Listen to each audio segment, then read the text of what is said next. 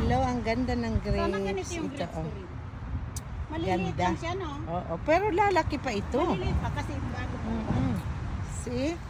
Kung gusto nyong maki-harvest, sige. Ito raspberry sa baba. Oo. Sino natatanim nito? Ay, sino? Sa church ito. church na. Yes, ang ganda. Oh. Maliliit pa. Yeah, free lang. Pwede ka Free nito lang kumuha videohan. ng kalahati. Ang ganda. Ito. Hindi nga, kasi ito, blueberry yung sa kabila. Yung sa kabila, mga sa church ito. Pero ito, nagbubuhay ko din. Ha?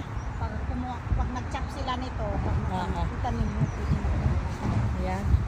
Ang dami. Sa fence lang, oh. Pwede na. Yeah, ano. Sa sunod, tingnan natin. Pag-harvest. Mamigay sila. Okay. Thank you. Grapes in the house. Bye-bye.